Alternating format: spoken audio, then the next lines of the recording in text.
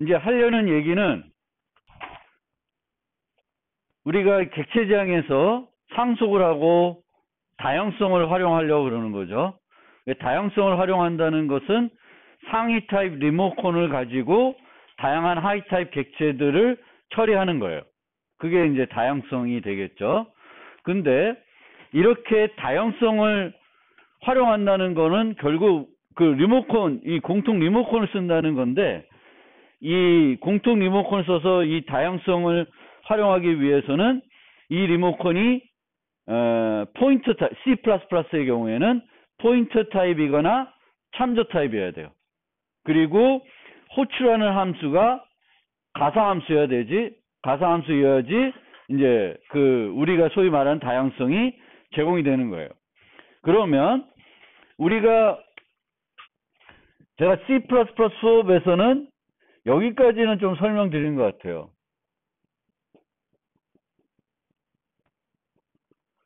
이런 식으로 person 클래스가 있는데 애완동물을 유지하고 싶어요. 근데 애완동물을 한 종류만 유지하는 게 아니라 다양한 애완동물을 유지하고 싶은 거예요.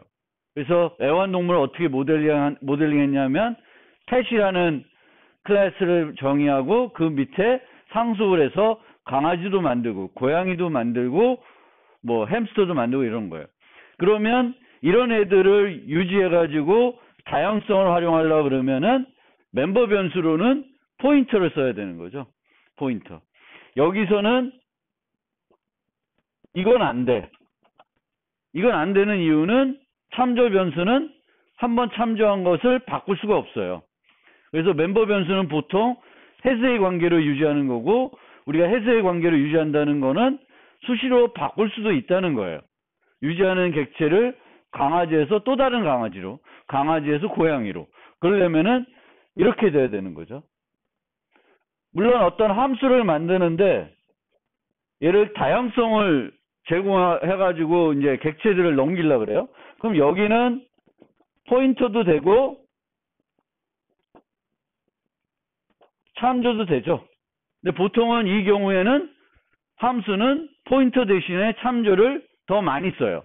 왜냐하면 참조를 쓰게 되면은 널 개념이 없어지는 거예요.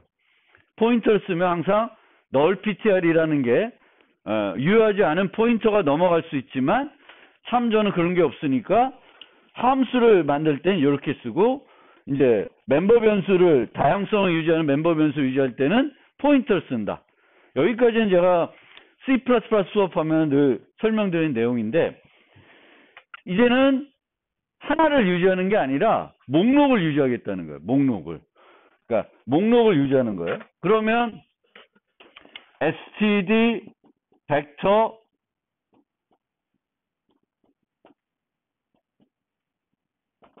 이런 식으로 유지를 해야 되겠죠.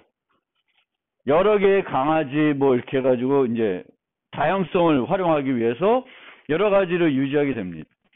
그런데 이제 이렇게 유지하는 순간 어떤 문제가 생기냐면은 여기에 데이터를 넣을 때, 이 자료구조에 데이터를 넣을 때 1번처럼 할 것인가 2번처럼 할 것인가가 모호할 수가 있어요.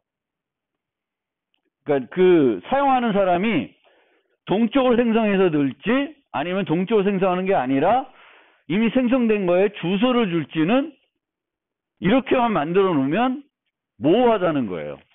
그리고 이 경우에는 이렇게 쓴다는 거는 내가 나중에 이 자료 구조를 다 쓰고 나서는 딜리트를 내가 하겠다는 거예요.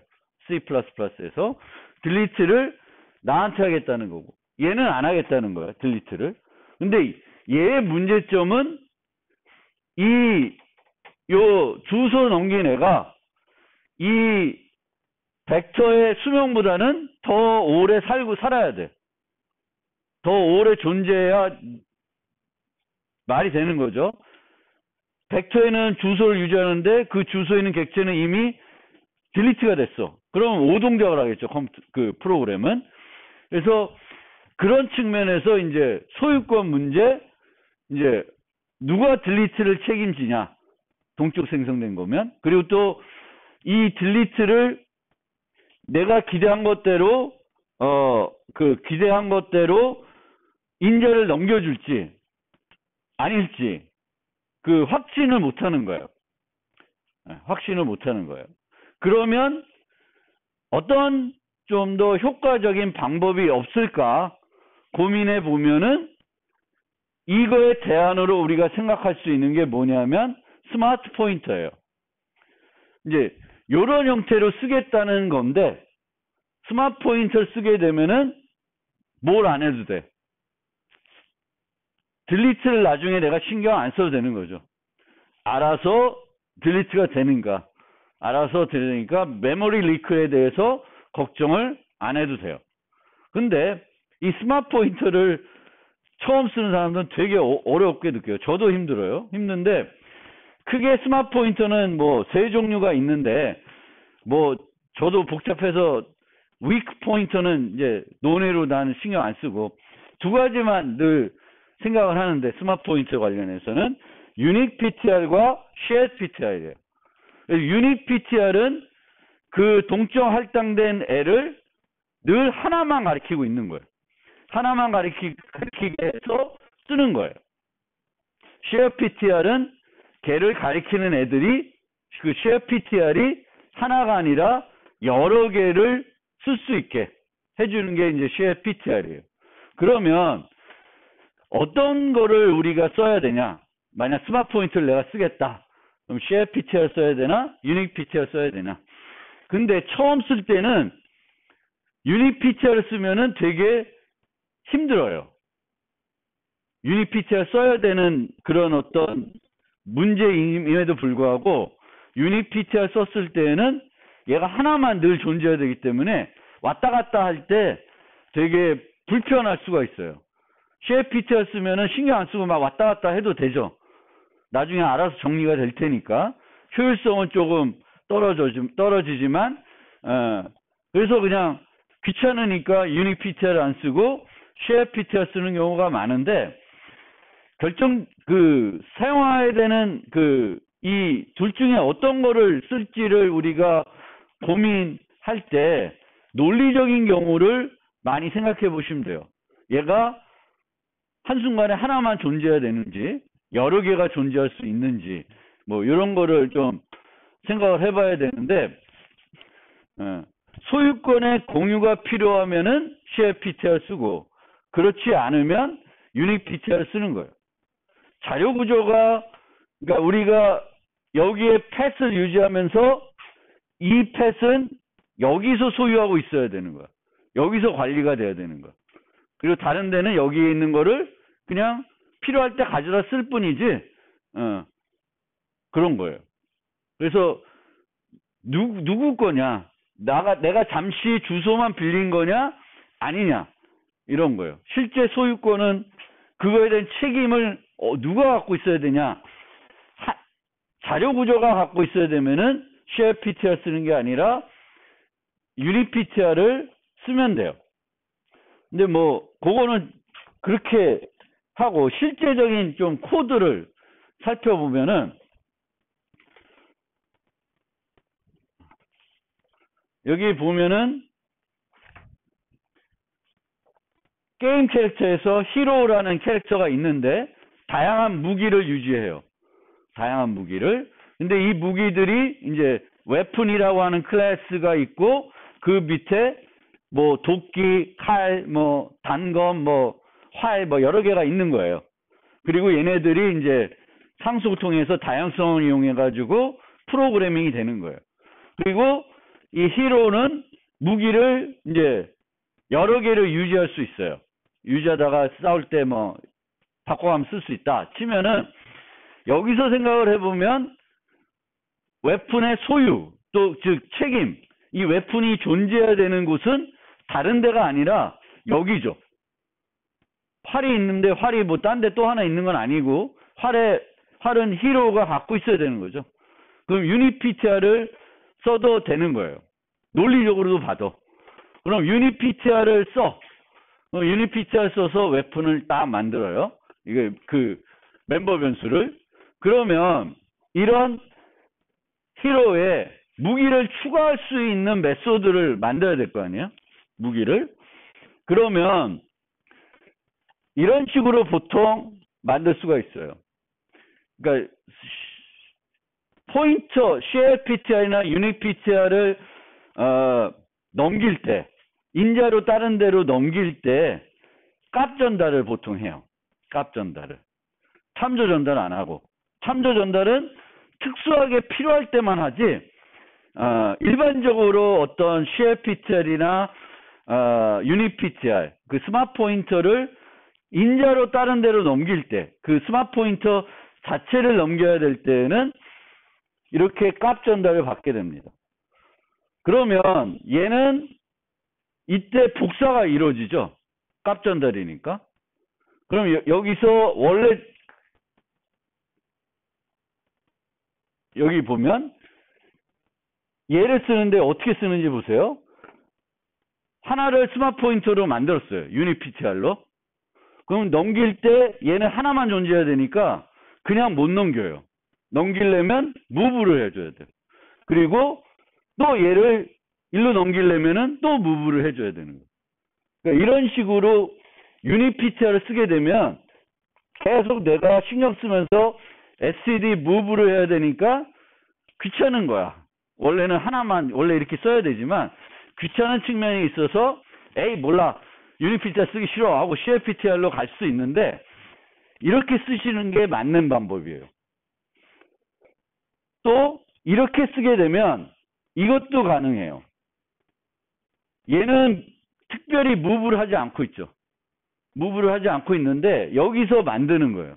그럼 자동적으로 무브가 된다고 보시면 돼요.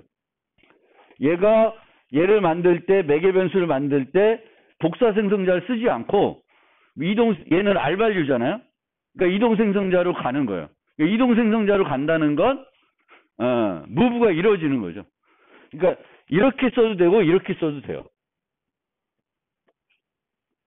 그리고 우리가 여기서 new 하지만 기존에 어떤 new를 해놨던 거, 예전에 new를 해놨던 거를 이런 식으로 보내서 얘 소유권을 얘가 가져갈 수도 있어요. 얘 소유권. 물론 여기서 딜리트하고 이랬으면 또 문제가 심각하게 되는데 이렇게 넘기고 딜리트를 얘한테 넘길 수가 있습니다. 그래서 이런 식으로 우리가 만약에 UniPTR을 써서 만들었으면 이런 식으로 만들면 여기에는 전달하려면 이런 식으로밖에 전달 안 되고 명확해지는 거죠. 내가 아까 고민했던 나는 이걸 기대하는데 얘가 이렇게 넘기고 뭐 이걸 기대하는데 이렇게 넘기고 그런 경우가 이제는 이렇게 되면 발생은 안 하겠죠. SCD UniPTR을 확실히 매개 변수로 해놨기 때문에 그쪽에서 전달할 때는 스마트 포인터로 그걸 동적 생성한 애를 만들어서 넘겨줄 수밖에 없습니다.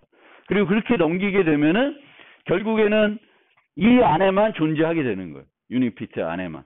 저 벡터 안에만. 그리고 하나 더, 좀 더 효과적으로 제공하면은 요런 애를 하나 만들어줄 수 있어요. 그래서 이렇게 추가할 수 있습니다. 근데 여기에 지금 얘네들은 그 생성할 때 인자가 없어서 그렇지 인자가 있으면 여기다 나열해 주면 돼요. 그러니까 인플레이스 같은 기능을 만든 거예요. 인플레이스 같은. 그러니까 객체를 여기는 new 해서 했죠. 근데 얘네들이 지금 인자들이 없어. 기본 생성자로 만든 거야. 그래서 마찬가지로 여기도 인자가 없어요. 근데 만약 그 칼 만들고 도끼를 만들 때 인자가 필요하면 여기다 인자를 나열하면은 여기서 만들어 버리죠.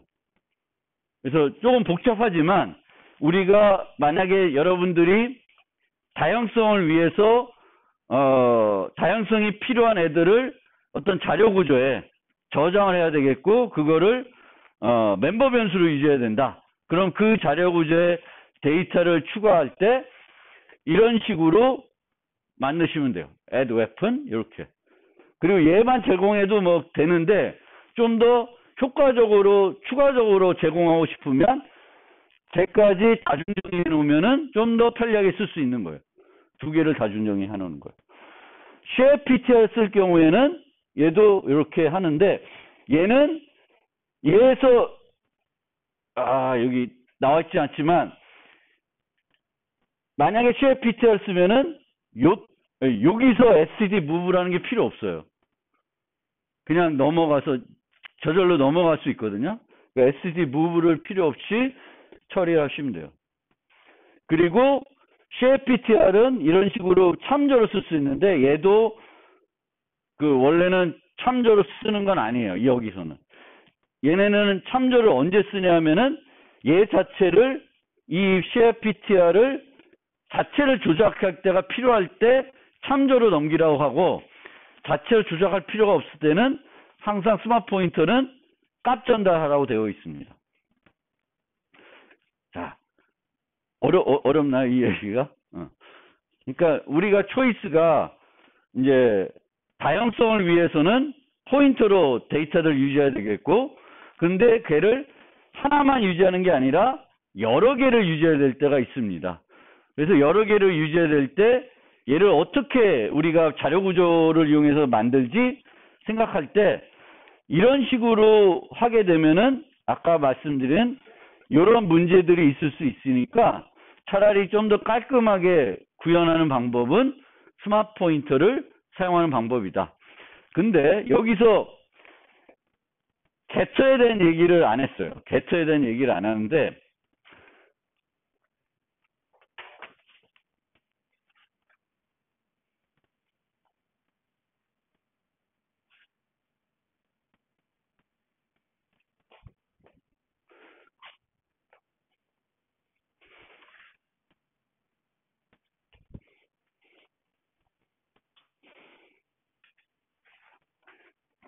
아까 말씀드렸듯이 스마트 포인터를 다른 인자로 넘길 때 스마트 포인터를 넘기는 경우가 있죠. 근데 우리는 저도 잘못 생각한 게 스마트 포인터로 내가 뭔가를 유지하고 있으면 그거를 다른 어떤 인자로 넘겨야 될 때 스마트 포인터로 넘기는 거예요. 근데 스마트 포인터로 넘길 이유가 전혀 없습니다. 어떻게 넘기면 되냐면은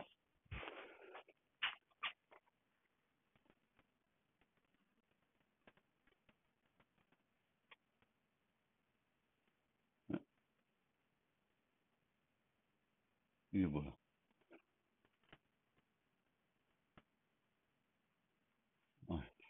얘가 아니구나.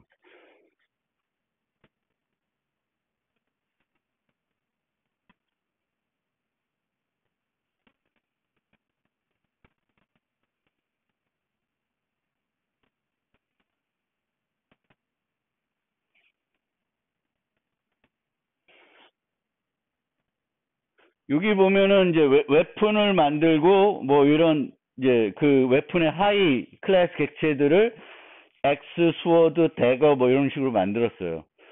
그리고 히로를 만들었는데 여기 보시면 웨폰을 요 히로에 추가할 때는 뭘로 받고 있어요? 스마트 포인터로 받고 있죠. 아니면은 인플레이스 같은 거 하나 만들어서 좀 더 효과적으로 넘겨줄 수 있게 만들어 놓고 있어요. 근데 여기서 저기 밖에서 저 히로 안에 저장되어 있는 무기를 접근해야 돼. 무기를. 그러니까 보통 셋 게터 만들어주겠죠. 그러면 이때 반환하는 게 스마트 포인터를 반환할 이유가 있어요? 없는 거예요. 뭐만 반환하면 돼? 무기 자체를 반환하면 돼요. 스마트 포인터는 무기를 동적 관리해주는 애지, 얘 자체를 반환해주면 돼요. 그러니까 어떤 식으로 반환하냐면, 이 웨폰에 있는 그 포인터가 가리키는 애. 스마트 포인터가 가리키는 애가 뭐예요? 무기 자체죠. 그 무기 자체를 이렇게 참조로 넘겨주면 쓰면 돼요.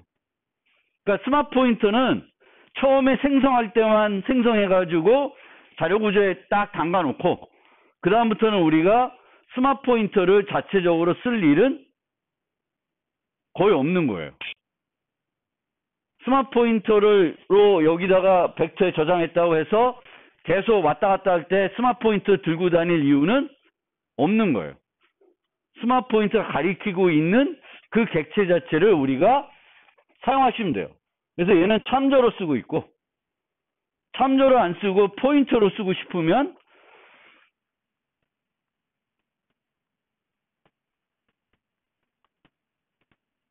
이렇게 포인터로 쓸 수 있어요. get 하면은 주소를 줘요. 스마트 포인터가 유지하고 있는 주소를 주게 되겠고, get이 아니라 별표로 디레퍼런스 하게 되면은 객체 자체를 주겠죠. 그럼 그 객체 자체를 뭔가 옮기면 안 되고, 그럼 복제가 일어나니까 복제가 안 하고 참조로 반환해 주면 돼요. 참조로. 그러니까 제가 말씀드리고 싶은 거는 여기서처럼 만들 때는 스마트 포인터를 이용해서 만들어서 동적 생성해가지고 스마트 포인터로 만드는데, 쓸 때는 스마트 포인터 자체를 왔다 갔다 이동하는 게 아니라 얘나 얘를 써서 전달하는 거예요. 그 게터도 그렇게 만드시면 돼요. 그러니까 내가 이런 애한테 전달하고 싶다, 무기를. 그럼 이렇게 하면 되겠고, 포인터를 했다, get 쓰면 돼요. 그래서 스마트 포인터는 메모리를 관리하는 측면에서만 활용하고, 실제 사용할 때는 스마트 포인터를 사용하는 게 아니라 스마트 포인터가 담고 있는 개를 사용하는 형태로 가면 스마트 포인터에 대한 사용이 좀 더 어렵지 않게 느끼실 수 있지 않을까, 그런 생각을 합니다.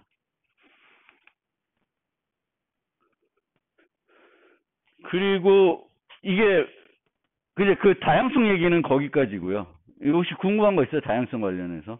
C++에서 다양성 객체를 유지하는 거, 그리고 하나만 유지하는 게 아니라 여러 개를 유지해야 되기 때문에 자료 구조를 사용해야 될 때, 이제 이런 거를 사용해야 될 때 이렇게 쓸 수도 있지만, 저거 대신에 스마트 포인터를 사용하게 되면은 이제 메모리 딜리트에 대한 걱정 없이 이제 좀 편하게 메모리 리크가 되는 어떤 문제, 또 메모리를 잘못 건드리는 문제, 사용자가 잘못 사용하는 문제 등을 이제 조금 더 없앨 수 있는 이점이 있는 거죠, 얘보다.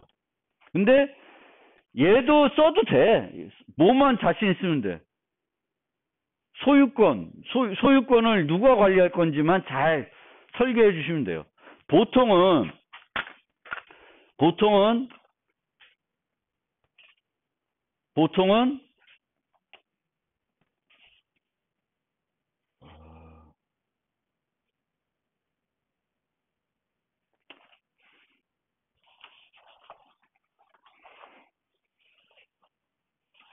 어떻게 표현해야 돼?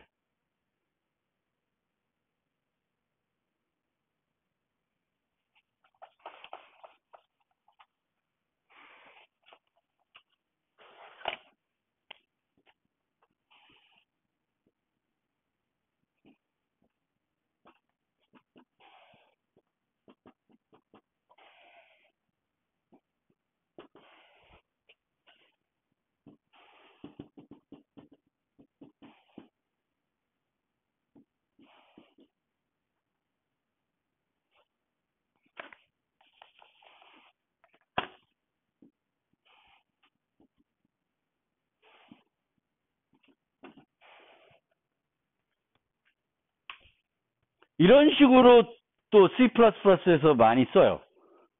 자료 구조를 하나 쓰는 게 아니라 두 개 쓰는 거예요. 두 개 써서 이제 얘는 연결 구조죠.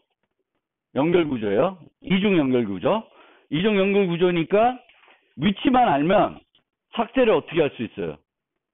O 안에 할 수 있죠. STD 벡터를 쓰면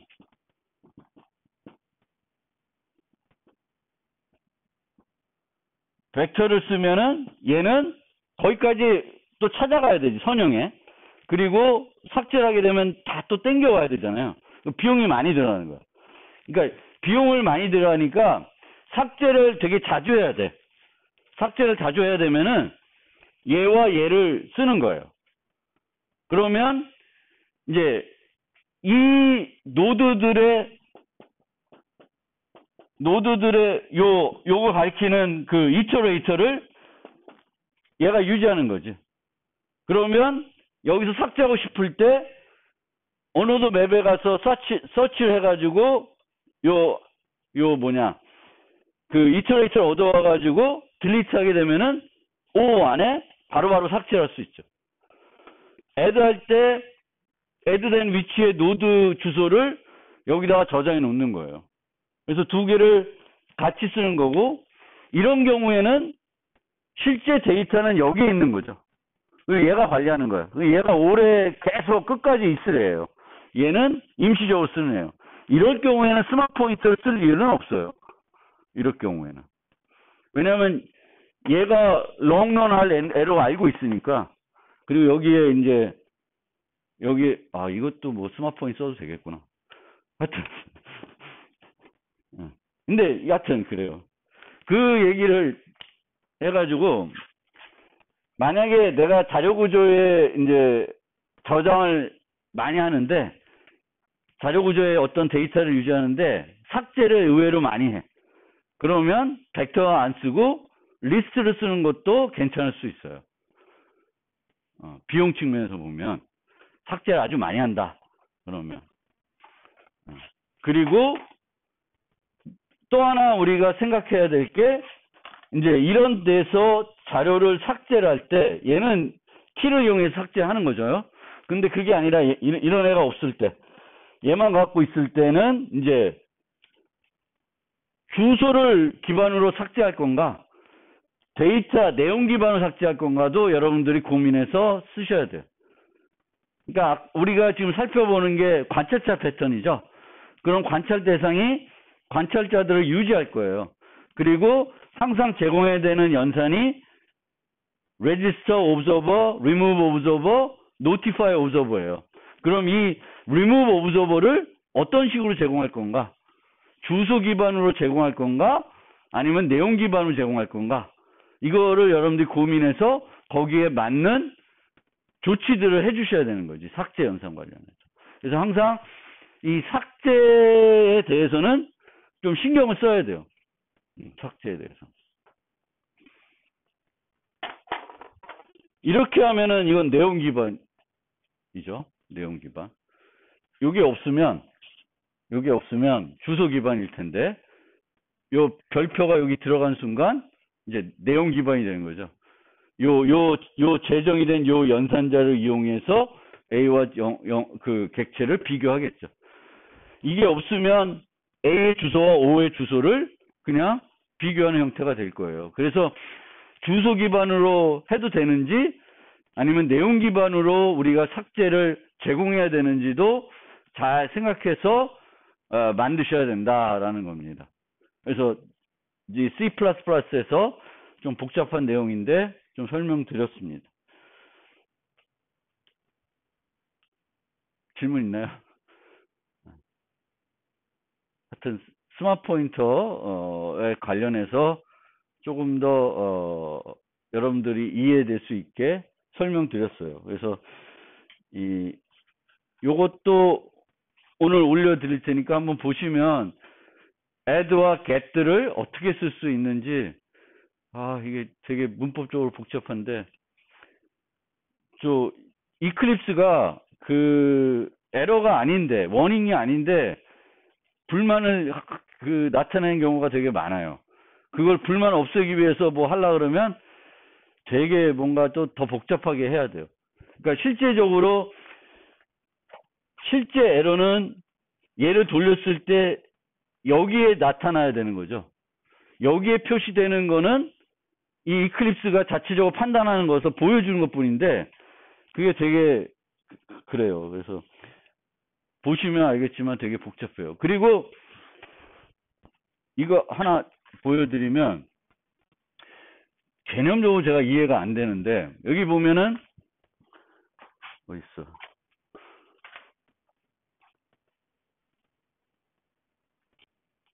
아이씨, 뭐야?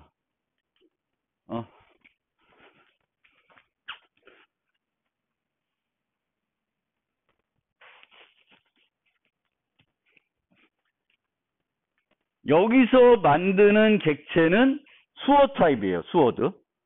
근데 걔를 뭘로 받았어요? 웨폰으로 받았어요.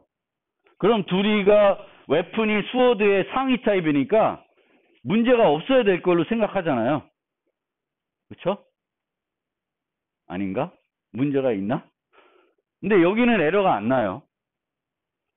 하위 타입이고 상위 타입, 그러니까 여기에 들어오는 그 타입 매개 변수를 인자를 상위 타입으로 준 거예요.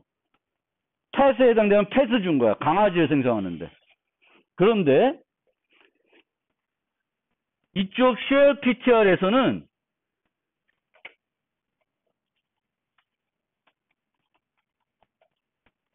얘를 웨폰으로 치면 에러 나요. 이클립스에서는 에러를 표시해줘요. 뭔지 모르겠네. 얘는 스워드를 만들고 있는데 얘는 웨폰을 하는 거죠. 둘이 호환되는 타입인데. 그리고 얘를 그냥 스워드로 바꾸면 문제가 없고, 여기처럼 오토로 하면은 얘는 SCD share ptr 대거 타입이에요. 웨폰 타입이 아니라. 대거 타입으로 나오고, 근데 이 add 웨폰들이 기대하는 거는 대거나 스워드나 이런 게 아니라 웨폰을 기대해요. 상위 타입. 그래야지 그 다양성이 되니까. 그래서 에러들이 막 나니까 이런 뭐 듣도 보지 못한 다이나믹 포인트 캐스트 같은 거를 이용해서 상위 타입으로 변환을 해줘야 돼요. 원래 하위 타입을 상위 타입으로 변환 안 하잖아요. 상위 타입에 유지한 변수를 필요에 따라서는 원래 타입으로 변환하죠. 근데 거꾸로 원래 타입을 상위 타입으로는 안 바꿔요. 근데 그거를 안 하면 또 에러 나고 그래서 하여튼 C++가 좀 컴파일 안 되는 거 아니에요. 그냥 무시하고 가도 돼. 이걸 해도 이클립스는 불만을 품은데 실제 빌드하면은 밑에는 에러 안 나요. 그러니까 GCC에서는 문제를 안 삼는데 얘가 쓰는 뭔가 이 코드 분석, 코드 애널리시스가 이클립스가 별로 안 좋은 거지. 근데 이게 빨간색이 표시되면 기분이 나쁘니까 이 기분 나쁜 거를 얘가 뭐냐면은 인밸리드 아규먼트라 그래요. 그럼 기분 나쁘니까 여기 보면은 이클립스에서 여기 있어요. 여기 어떻게 또 하냐면은 저는 인밸리드 아규먼트를 찾아서 얘를 체크 안 하게 해. 체크 안 하게 하면은 이제 에러 표시 안 나잖아요.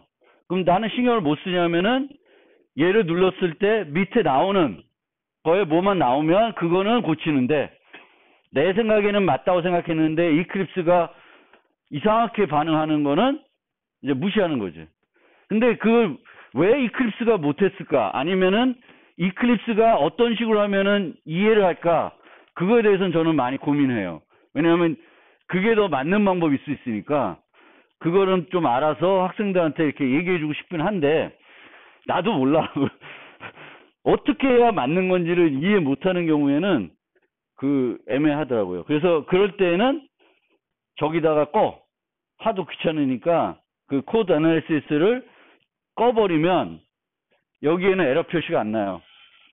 여기에 에러 나면은 빌드 자체가 EX 파일이 안 만들어지니까 그건 고쳐야지.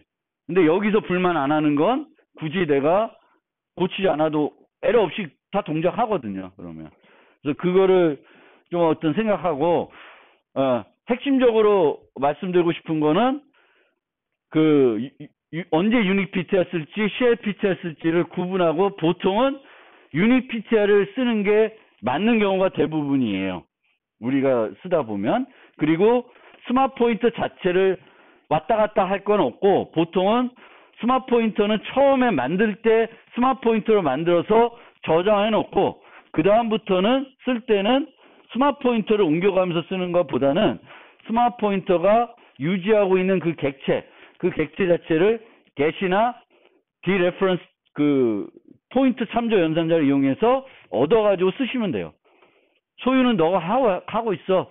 그리고 이제 나중에 다 쓰면 네가 알아서 딜리트 해. 라고 하고 우리는 그냥 그걸 받아서 쓰면 된다라는 거예요. 요거. 요렇게. 그러니까 만들 때는 스마트 포인터로 만들지만 쓸 때는 스마트 포인터를 왔다 갔다 하면서 쓸 필요는 거의 없어요. 이거를 스마트 포인터로 왔다 갔다 하다 보니까 유닛 PTR이 불편해지고 쉐어 PTR 자꾸 쓰려고 하는 쉐어 PTR 써야 되지 않아야 되는 시점에서 그렇게 되는 것 같습니다. 네, 어쨌든 좀 복잡한 얘기를 설명드렸고 이제 그 실습 노트로 넘어갈게요. 실습 노트로 넘어갈게요. 이게 관찰자 실습 랩 노트. 아이씨, 뭐야 또.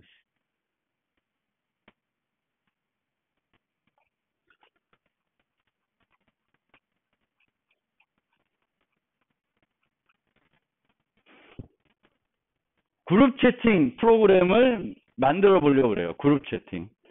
근데 뭐 실제 통신을 해서 그룹 채팅을 하는 건 아니에요. 그거 하려면 너무 복잡하니까 그렇게는 안 하고 흉내 내는 거예요. 카톡을 좀 흉내 내는데 그러면 그룹 채팅하고 관찰자 패턴하고 무슨 관계가 있냐라고 생각하면은 단톡방들이 있잖아요. 단톡방들이 그룹 채팅에 보면 그럼 이 단톡방은 어떻게 행동하냐고 생각해 보면은 그 단톡방에 가입된 사용자가 단톡방에 메시지 하나 게시해요. 그럼 어떻게 돼? 이 단톡방에 가입되어 있는 나머지 사용자들에게 메시지를 보내야 되는 거죠. 그러면은 어떻게 생각하냐면 방이 관찰 대상이 되는 거고 그 방에 가입된 사용자들이 관찰자가 되는 거예요. 그 모델로 해서 이 채팅 앱을 시뮬레이션 해보려고 그러는 거예요. 개념이 이해되셨는지.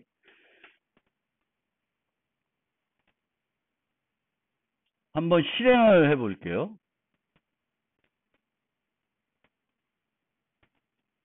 코리아텍 어디 갔냐? 코리아텍 토크.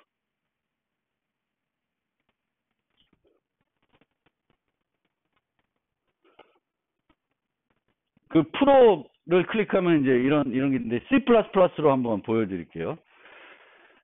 실행을 땅 하면은 요 옆에 이런 게 하나 떠요.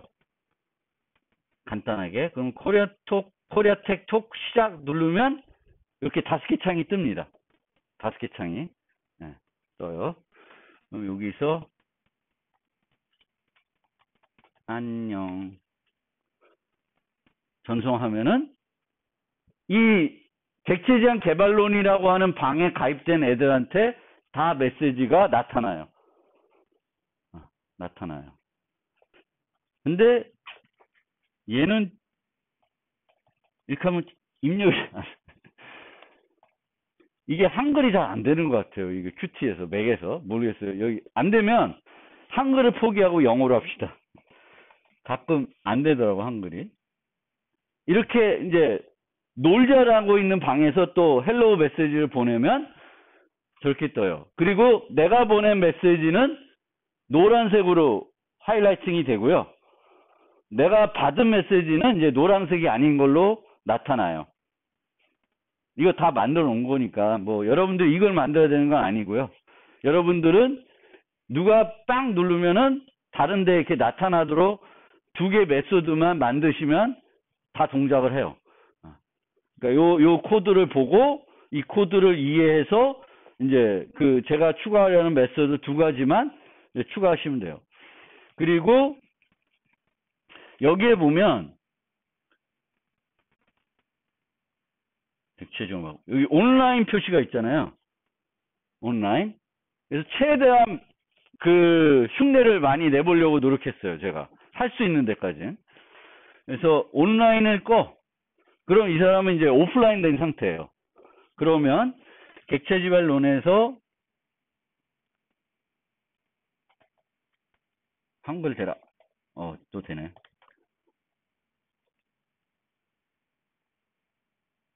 뭐하니 하고 메시지를 보냈더니 온라인이 아닌 사람은 메시지가 안 오죠.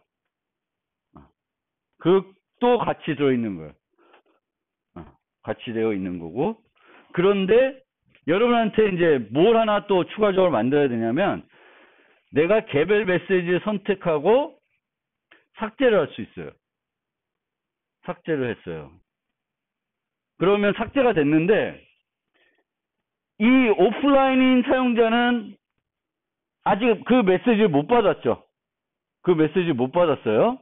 그런데 삭제를 했어. 장길산이. 원래 주인이. 주인이 아닌 사람 삭제해도 자기 거에서는 지워지지 아무런 반응은 안 해요. 근데 여기서 다시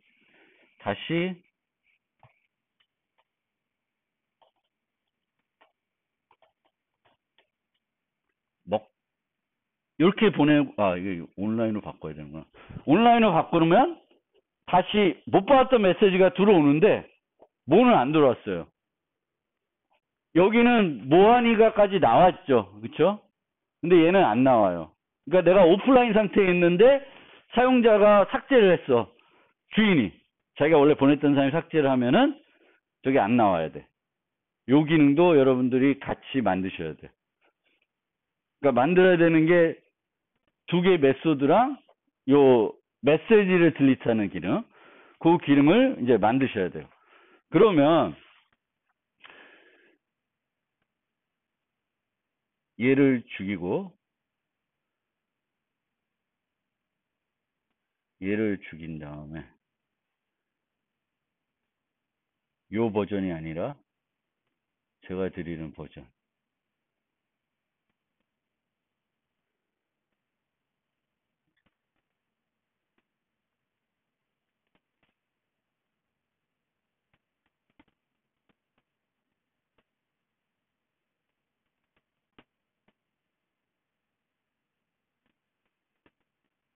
하나씩 클래스들을 간단하게 설명드릴게요. 챗 메시지라는 게 있어요. 챗 메시지.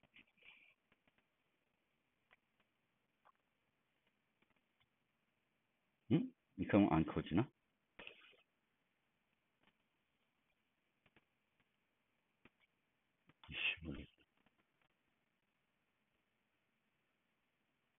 자, 챗 메시지라는 게 있는데 챗 메시지는 샌더와 컨텐트.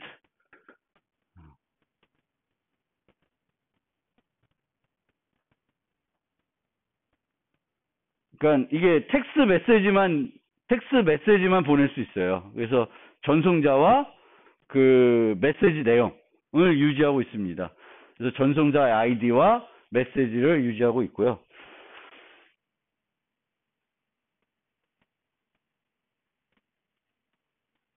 그 다음에 채트룸. 이게 이제 단톡방들이에요. 채트룸. 그래서 채트룸은 룸 네임을 갖고 있고요. 방 이름. 아까 객체지향 개발론 놀자.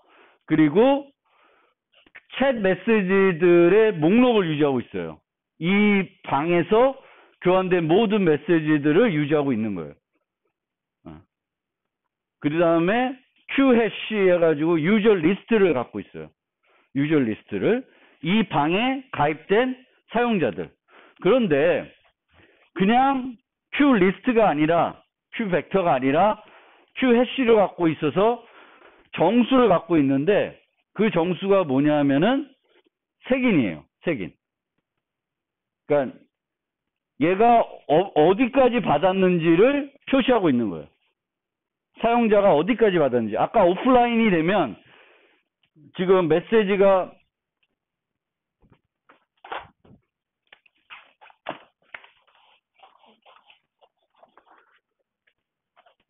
룸 로그에 메시지가 이렇게 쌓이겠죠. 1번, 2번, 3번 이렇게 쌓이겠죠. 그렇죠?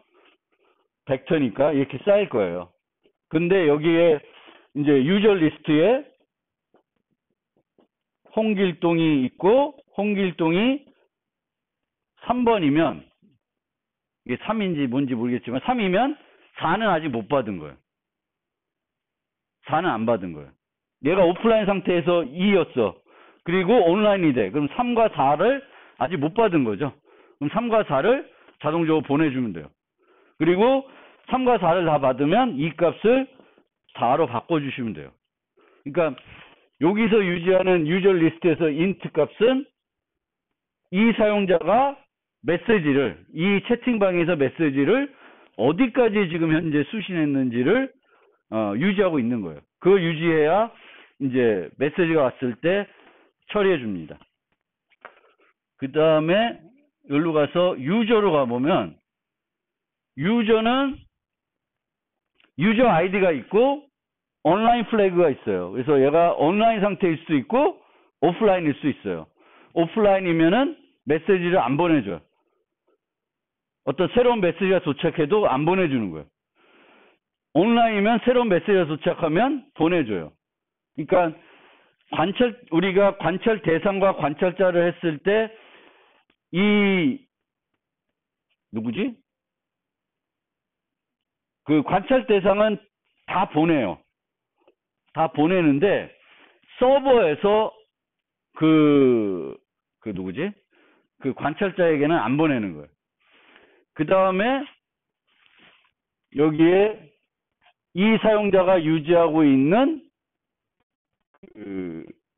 룸 로그,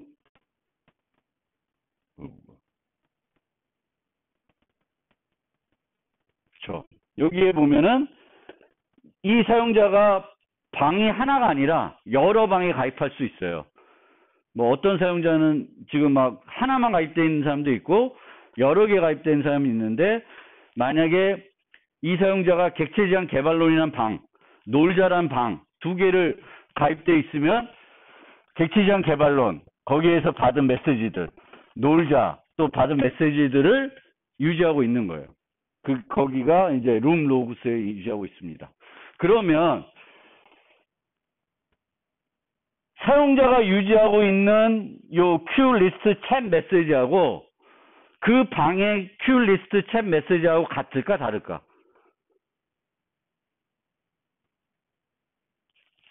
같지 않겠죠. 다를 수가 있겠죠.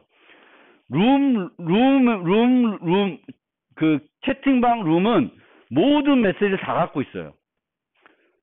그 사용자가 삭제하지 않는 한 모든 메시지를 다 갖고 있습니다. 근데 유저는 이 모든 메시지를 갖고 있는 게 아니라 나는 가입을 여기 때 했어. 그럼 요만큼만 갖고 있어요. 그리고 나는 지금 온라인이 아니야. 그럼 요만큼만 갖고 있는 거예요. 이건 안 받고 있으니까. 그래서 룸이 갖고 있는 정보와 사용자가 갖고 있는 메시지의 목록이 같지 않다. 같을 수도 있지만 같지 않을 수도 있어요. 중간에 삭제되고 뭐 이런 것 때문에 같지 않을 수 있습니다. 그리고 유저는 챗 윈도우를 하나 갖고 있습니다. 챗 윈도우를 아까 5개 띄웠죠. 그 윈도우 하나씩을 사용자들이 갖고 있고 처리를 합니다. 그 다음에 챗 서버라는 걸 만들어 놨는데, 이 챗 서버가 이제 그 흉내내는 거예요. 그 카톡 서버 같은 걸 흉내내는 거예요. 그래서 얘가 그 단톡방하고 사용자를 유지해요. DB처럼.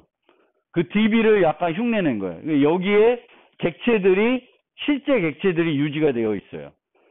사용자 객체, 그리고 채팅방 객체들이 챗 서버에 유지가 되어 있습니다. 그리고 여기에 보면은 스태틱 메소드를 만들어 놨고 챗 서버의 생성자를 프라이빗으로 만들어 놨어요. 생성자가 프라이빗이면 밖에서 객체 생성할 수 있을까 없을까?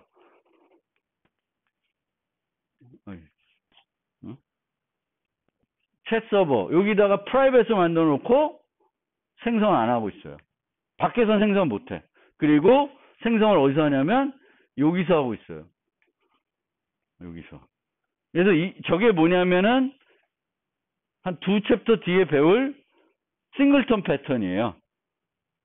챗 서버는 하나의 그 객체만 생성하고 걔를 이용해서 다 프로그램합니다. 대프로그램입니다. 그래서 싱글턴 패턴 형태로 만들어져 있어요.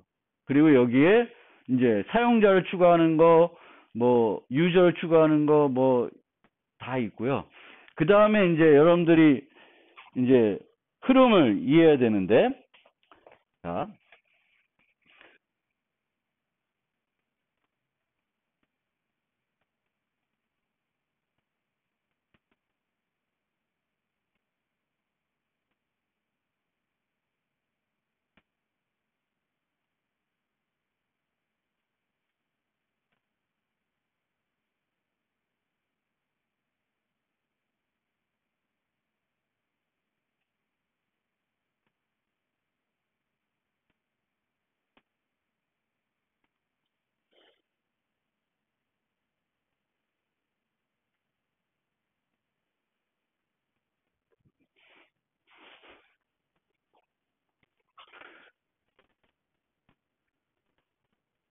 그 인터페이스에서 전송을 누르게 되면은 요 부분이 실행이 돼요. 요 부분. send 메시지가. 그럼 여기에 보면은 요게 챗 서버 객체를 얻어오는 거예요. 싱글턴 객체를 얻어온 다음에 걔의 send 메시지를 불러요. send 메시지. 부르면서 룸 네임하고 챗 메시지 내용을 만들어서 전송을 해요. 그러니까 사용자가 타이핑을 하고 전송을 누르게 되면은 챗 서버에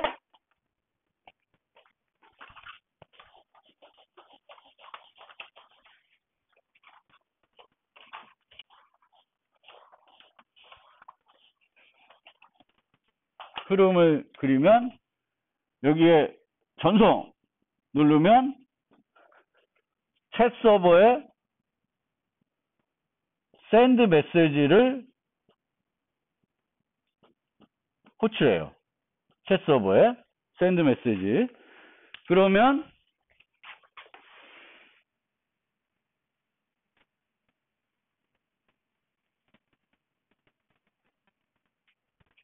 send 메시지를 보면은 챗룸이 그런 방이 있는지 보고 그런 방에 있으면 그 방에 뭘 보내요? 새 메시지가 도착했다고 알립니다. 그러면 여기서 챗룸이 있고 여기에 뭘 날리냐면은 new message를 날려요. new message를. 그러면 챗룸에 가면 new message가 오면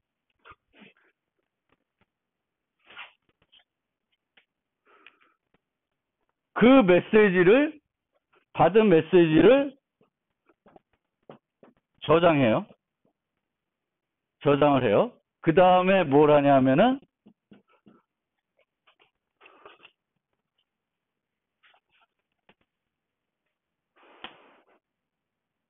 자체적으로 update users를 불러요. 얘가 뭘까요? 우리 그 관찰자 패턴에서 얘가 뭐에 해당되냐면은 notify observers가 해당이 되는 거예요. 밖에서 new 메시지를 얘한테 주면 상태가 바뀌었잖아요. 그럼 얘에 관심 있는 애들이 누구예요? 이 방에 가입되어 있는 사용자들이에요. 그럼 update users를 부르면은 여기에 사용자만큼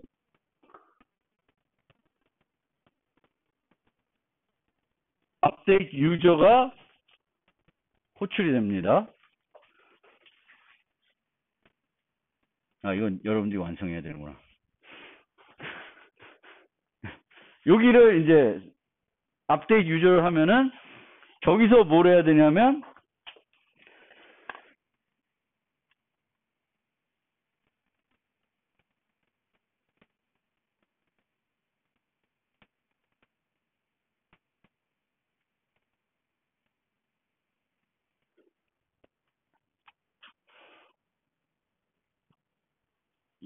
여기에 forward 메시지를 불러요. forward 메시지를 불러서 얼마만큼? 사용자 수만큼 불러요.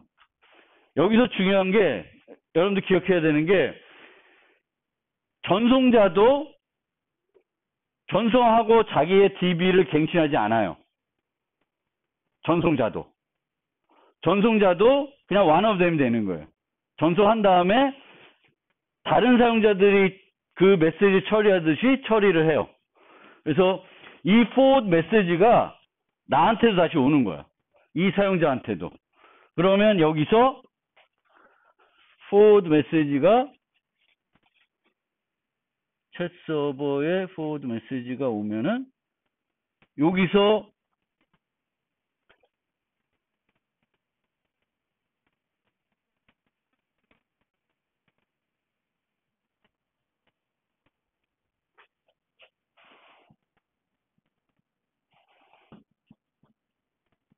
사용자들마다 사용자의 요 하나 오면 업데이트 메시지를 불러요.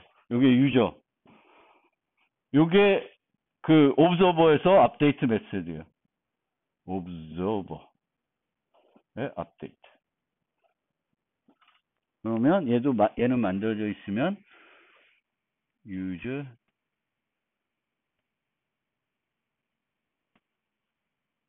그러면 여기서는 룸 로그에 메시지를 추가하고 뷰를 업데이트합니다. 그러면 얘가 여기 가면 여기서 요 메시지가 여기로 올라가요.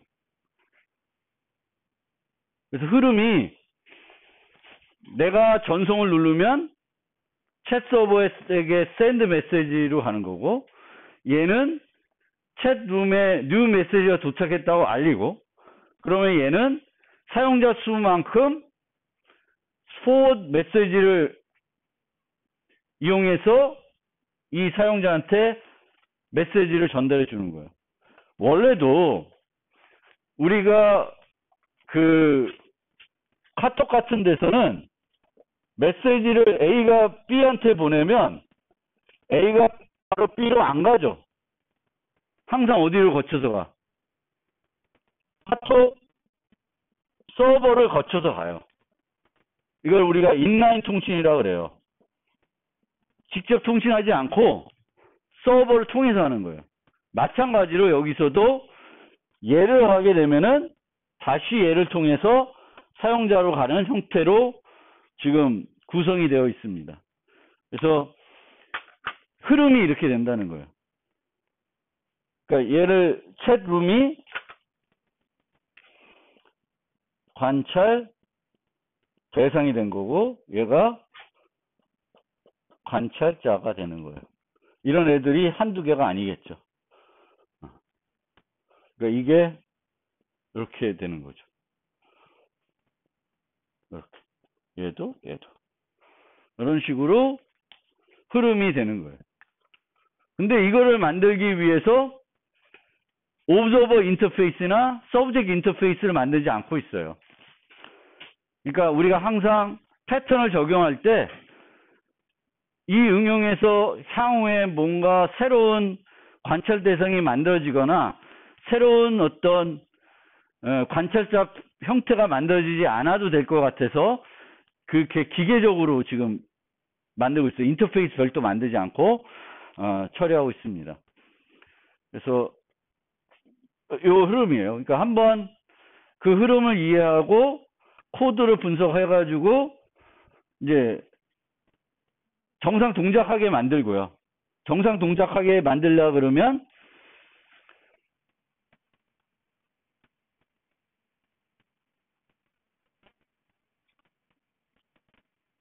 요것만 만들면 돼요. 이게 어렵지 않아요. add 유저와 update 유저가. update 유저는 요걸 부르면 돼요. 사용자 수만큼 forward 메시지를 호출하면 되는 거고. add 유저는 챗룸에 사용자를 추가해 주면 돼요. 그리고 챗 토크에 보면은 요런 부분이 있어요. 요 부분. 그러니까 요 부분에서 기계적으로 사용자를 5명 만들고 방을 2개 만들고 각 사용자들을 특정한 방에 가입시켜 놓고 있어요. 그리고 나서 사용자 수만큼 윈도우를 5개 띄운 거예요. 그러니까 요거는 여러분들이 조금 이름이나 뭐 이런 거 바꾸고 싶으면 요 부분 창을 좀 더 띄우고 싶으면 더 띄울 수도 있어요. 요 부분을 수정하면. 근데 지금은 기계적으로 띵 누르면 홍길동, 임꺽정, 장기상, 장보고, 잭스페로 5명 창이 떠요. 창이 뜨는 거예요. 여기에 이렇게 만들어 놨습니다. 챗 토크는 이 전체 띄우는 거고 챗 윈도우는 그 개별 창 하나하나에 대한 코드예요. 얘는 우리가 실행했을 때 요거 하나하나가 챗 윈도우예요. 요 하나하나가.